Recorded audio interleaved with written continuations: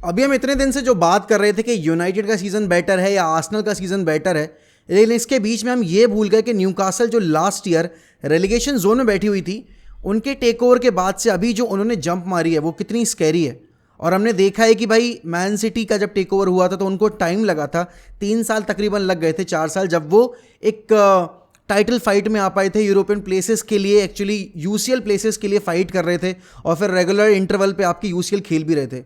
लेकिन आप ये सोचो कि 18 महीने भी नहीं हुए अभी और यहाँ पर Newcastle already champions League football खेलने वाली है। और अभी जो कल आपकी प्रेस कॉन्फ्रेंस थी एडी हाउ की, उसमें उन्होंने ये बोला कि अभी जो हमारी 3 ट्रांसफर विंडो रही हैं उसमें हमने अच्छा किया है, लेकिन अब असली ट्रांसफर विंडो आने वाली जहाँ पर हमें मेगा इन्वेस्टमेंट करना पड़ेगा। अब एक ऐसी टीम जिसके पास पैसे की कमी नहीं, जिसके ऊपर कोई डेट नहीं है, जिसका अभी तक का आप रेवेन्यू स्पेंड देखोगे, आप उनकी साइनिंग देखोगे, उन्होंने कोई ओवर द टॉप जाके खर्चा किया नहीं है। तो भाई अब यहाँ पर जो एक मेगा विंडो आएगी उनकी, उसमें वो कौन कौन से प्लेयर्स टारगेट करेंगे। अभी हम मोजेस काइसीडो की बात कर रहे हैं ना, अभी हम बाकी प्लेयर्स की बात कर रहे हैं, टॉप टैलेंट्स को हम यूनाइटेड या लिवरपूल या मैन सिटी या फिर चेल्सी से लिंक कर रहे हैं, आर्सेनल से लिंक कर रहे हैं। लेकिन आप न्यूकासल को बाहर नहीं रख सकते, क्योंकि न्यूकासल अब चैंपियंस लीग फुटबॉल एक साल खेलकर दूसरी साल ड्रॉप करने की बिल्कुल मन बना के नहीं आएगी। They would want to play Champions League football on regular intervals, और रेगुलर इंटरवल्स क्या, ऑन एवरी ईयर बेसिस। तो यहाँ पर भाई अब यहाँ ये जो एक सिनेरियो क्रिएट होगा ना कि यूनाइटेड अगर लाहोविच के पीछे जा रही है, या फिर यूनाइटेड अगर मोजेस काइसीडो के पीछे जा रही है, या फिर यूनाइटेड अगर मार्केट में जाकर जूरियन टिम्बर या फिर आपके एडसन अल्वारेज, इन सारे प्लेयर्स को लाने की कोशिश करे, तो उसमें आपका न्यूकासल का नाम भी जोड़ा जाएगा।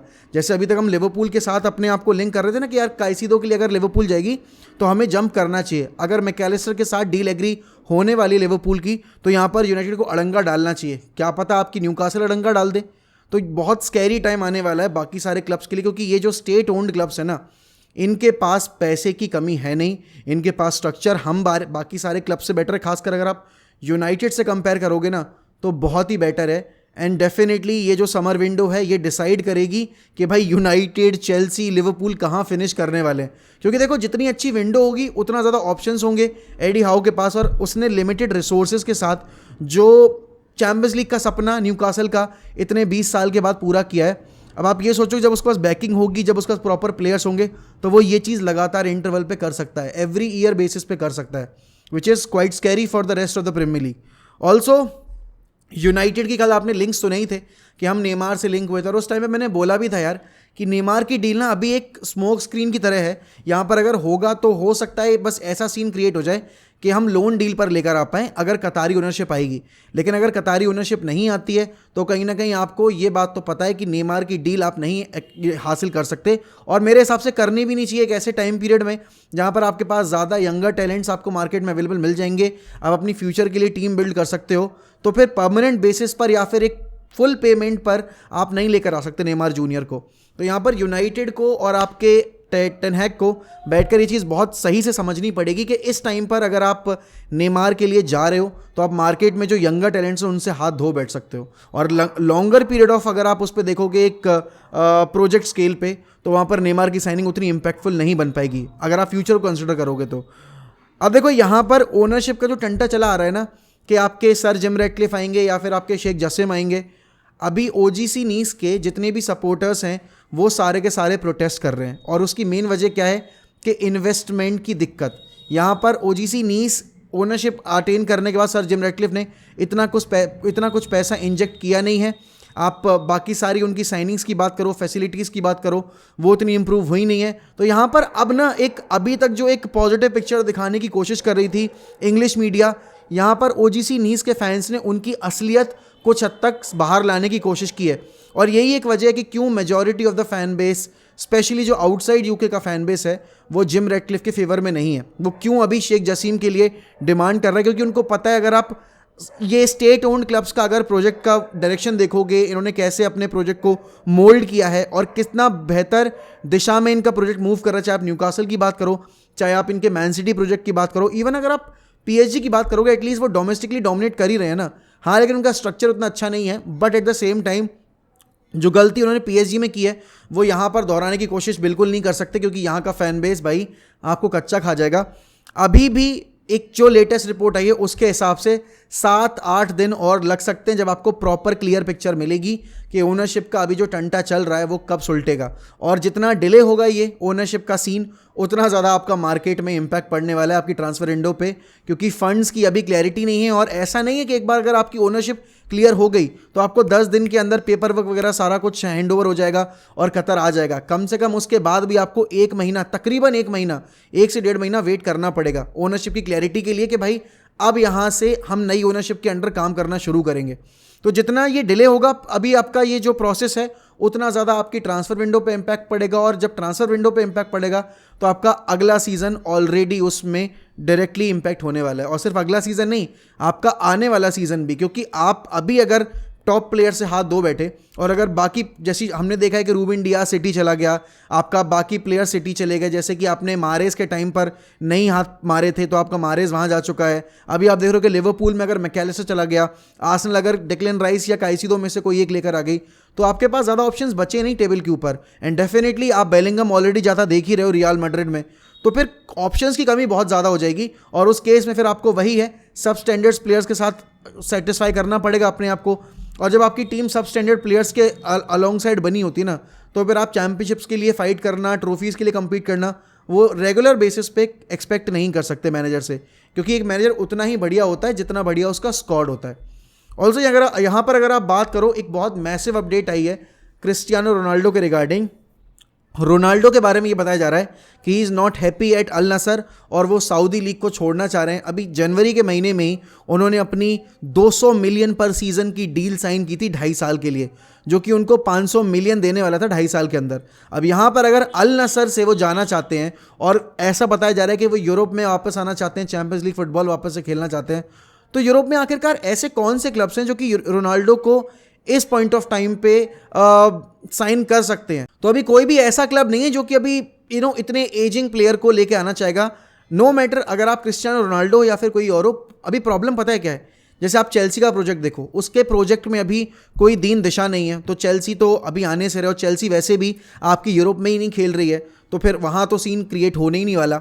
ऑल्सो अगर आप यहाँ पर बात करो, अगर लेट्स से कि सीरिया में कौन सा क्लब होगा? प्रॉब्ली शायद एएस रोमा हो सकता है, जहाँ पर मुरीनियो के साथ काम करने के लिए तैयार हों।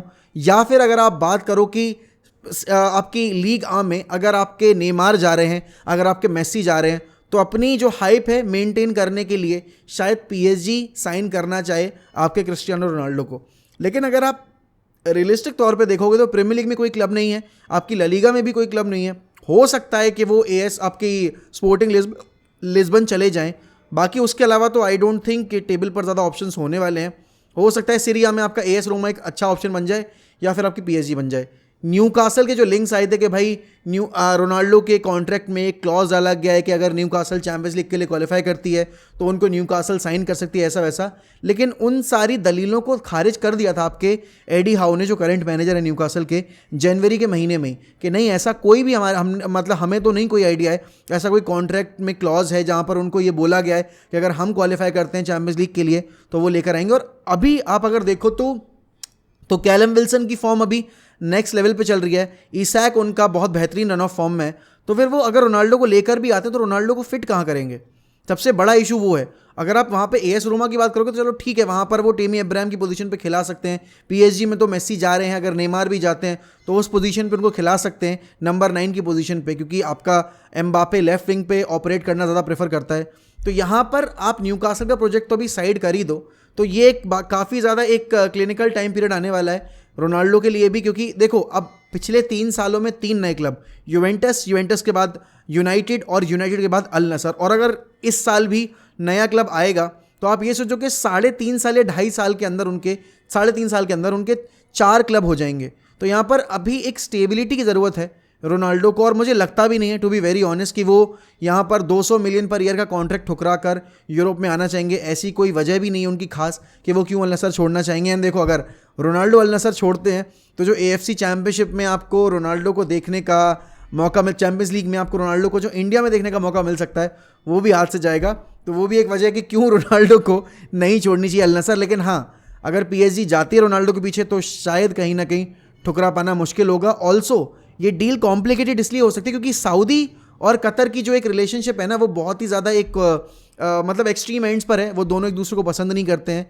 और ये एक वजह कि क्यों PSG का जो एक साइनिंग मतलब जो एक प्रोजेक्ट होगा वो भी थोड़ा सा खटाई में पड़ सकता है। ऑल्सो अगर आप यहाँ बात करो यूनाइटेड के ट्रांसफ़र प्लान की, तो आपको ऑलरेडी पता चल चुका है कि यहाँ पर डेक्लन राइस के साथ हम लिंक हैं, आपके हम मोजेस काइसिडो के साथ भी लिंक हैं। बताया भी गया कि मोजेस काइसिडो की रेस में 2-3 इंग्लिश क्लब्स हैं, जिसमें कि लिवरपूल भी है, आर्सेनल भी है और आपकी मैनचेस्टर यूनाइटेड भी है। यहाँ पर देखो आर्सेनल आपकी गुंडोगन के पीछे भी लगी हुई है, आर्सेनल आपकी डेक्लन राइस के पीछे भी लगी हुई है, आर्सेनल आपके बाकी प्लेयर्स के साथ भी एग्री कर रही है कॉन्ट्रैक्ट्स। उन्होंने बुकायो साका का नया कॉन्ट्रैक्ट एग्री कर लिया, ओडेगार्ड का नया कॉन्ट्रैक्ट एग्री कर लिया। यूनाइटेड को भी अपने प्लेयर्स जो हैं उनके कॉन्ट्रैक्ट सॉर्ट आउट करने पड़ेंगे, जैसे कि आपके मार्कस रैशफोर्ड का अभी जो कॉन्ट्रैक्ट है वो अभी एग्री हुआ नहीं है, नई डील एग्री हुई नहीं है। अगर आप यहाँ पर बात करो डिएगो डेलो की, तो उनके कॉन्ट्रैक्ट पे भी अभी अनसर्टेनिटी है। अभी आपके डेविड डेहा का भी अगर एग्रीमेंट हो भी गया है तो उसका भी अभी आपका डिस्क्लोज किया नहीं गया है टर्म्स एंड कंडीशंस, क्या वेज स्ट्रक्चर है, कितने ईयर की डील है, जो भी है बताइए जा रहा है कि डेहा के साथ तो नई डील जो है एग्री कर ली जा चुकी है। लेकिन इस पॉइंट ऑफ टाइम पे यूनाइटेड के लिए अपने जो आउट ऑफ कॉन्ट्रैक्ट प्लेयर्स होने वाले हैं उनको बांधना बहुत ज़रूरी है, अगर वो आप उनको प्रोजेक्ट का हिस्सा देख रहे हो। ऑल्सो फेब्रिजो रोमानो ने ये चीज़ रिपोर्ट की है, और इसको अभी भी आप ये मान के चलो कि टेन हैग ने, भले ही बिसाका ने कितना भी अच्छा किया हो, टेन हैग भरोसा उतना नहीं जता रहा है। और यहाँ पर कहीं ना कहीं टेन हैग को ये भी लग रहा है कि मुझे अगर लॉन्ग टर्म सक्सेशन देखना है यहाँ पर, अपने आप को मुझे काबिज करना है, तो मुझे फिर अपग्रेड करनी पड़ेगी हमारी हर एक पोजीशन, जिस पर डिएगो डेलो ऑलरेडी आपके एक प्लेयर हैं जो कि अटैकिंग फ्रंट में इनपुट देते हैं, लेकिन मुझे एक टोटल मिक्सचर लाना पड़ेगा अटैक और आपके डिफेंस का, जो कि मुझे बिसाका में शायद उतना नहीं मिल सकता। तो यहाँ पर बताया जा रहा है कि शायद एस्टन विला या न्यूकासल जैसी टीम्स आपकी आ सकते हैं। इवन अगर आप बात करो यहाँ पर, तो आपके क्रिस्टल पैलेस को रूल आउट नहीं किया गया है वापस से रीसाइन करने को बिसाका को। तो यही यहाँ पर ना अब ये समझना है कि अगर आप बिसाका को बेच रहे हो तो आपका फिर अगला टारगेट राइट बैक पर होगा कौन, क्योंकि जूरियन टिम्बर को अगर आप साइन कर रहे हो तो चलो लॉजिकल एक रीजनिंग बनेगी वहाँ पर कि आप centre back plus right back को आप साइन कर रहे हो। ऑल्सो अगर आप फ्रिंगपोंग के लिए जाओगे या डेंजल डम्फ्रीज के लिए जाओगे, तो भाई वो तो आपके किसी भी तरीके से डिफेंसिवली अपग्रेड नहीं है आपके डिएगो डेलो के ऊपर, वो और ज़्यादा वल्नरेबल है डिफेंसिवली, तो वहाँ पर भी आपको थोड़ा सफ़र करना पड़ेगा। इन माई ओपिनियन अगर यहाँ पर आप मेरा मतलब अगर आप फैन बेस का अभी रिसेंसी बायस वाला ओपिनियन मांगोगे ना, तो वो यही कहेंगे कि बिसाका को सेल करने का, बिसाका को ड्रॉप करने का कोई अभी रीज़न है नहीं, क्योंकि उसकी परफॉर्मेंसेस बहुत अच्छी रही हैं। लेकिन ना अगर ऐसा मौका मिलता है जहाँ पर हम एक क्लासी राइट बैक लेकर आ पाएँ जो कि अपग्रेड होगा बिसाका के ऊपर, तो डेफिनेटली हमें करना चाहिए। ऑल्सो यार देखो, अब चेल्सी के अगेंस्ट मैच है, चेल्सी के अगेंस्ट मैच से पहले आपके रैशफोर्ड वापस आ गए हैं, तो एक बहुत अच्छा बूस्ट है हमारे लिए। साबित्जर की डील अभी देखो, अब तो साबित्जर गए वापस रिहेबिलिटेशन में अपने बायर्न म्यूनिख, लेकिन यहाँ पर साबित्जर की डील के बारे में भी बताया जा रहा है कि 25 मिलियन का प्राइस टैग रख दिया है यहाँ पर बायर्न म्यूनिख ने। और यूनाइटेड अभी भी असमंजस में है कि ऐसी फिटनेस लेवल पर क्या साबित्जर को साइन करना हमारे लिए सही होगा। और देखो बात यह कि अगर मार्केट में बेटर ऑप्शंस अवेलेबल हैं और अगर आपके पास फंड्स अवेलेबल हैं, तो डेफिनेटली आपको बाकी प्लेयर्स की तरफ देखना चाहिए। साबित्जर आपका ऑप्शन की तरह अगर आप रखोगे कि चलो ठीक है, अगर हमें क्वालिटी प्लेयर्स नहीं मिलते, अपग्रेड नहीं मिलता है, तो हम साबित्जर को साइन कर सकते हैं। लेकिन अगर आप सिर्फ सिंगल ऑप्शन लेकर चल रहे हो तो कहीं ना कहीं आप बहुत बड़ी गलती करने वाले हो। तो यही कुछ न्यूज़ थी जो मैं आपके साथ शेयर करना चाहता था। ऑल्सो जाते जाते यार एक सजेशन है कि गर्मी बहुत पड़ रही है, आप लोग अपने आप को हाइड्रेटेड रखिए, अपने पेरेंट्स को हाइड्रेटेड रखिए, ग्रैंड पेरेंट्स को हाइड्रेटेड रखिए। अगर आपके घर में कोई पालतू जानवर है तो उसको पानी लगातार पिलाते रहिए। प्लस अगर आप थोड़ा सा टाइम निकाल कर अब बाहर जो स्ट्रे एनिमल्स हैं उनके लिए अगर एक कंटेनर में पानी रख पाएँ, उनके फ्रेश वाटर रख पाएँ अगर, तो बहुत सही रहेगा, क्योंकि ऐसी गर्मी में उनके लिए अपने आप को हाइड्रेट रख पाना मुश्किल होता है, क्योंकि पानी उनको मिलता नहीं है। तो छोटी सी कोशिश अगर आप करेंगे तो बहुत भाई आपकी मेहरबानी होगी, एंड ऊपर वाला भी आपको कहीं ना कहीं उसका रिवॉर्ड देगा ही देगा। तो बस इतना ही था आज की वीडियो में, मिलते हैं अगली वीडियो में, तब तक के लिए गुड बाय, टेक केयर, सायोनारा, up the fucking Reds, glory glory Man United.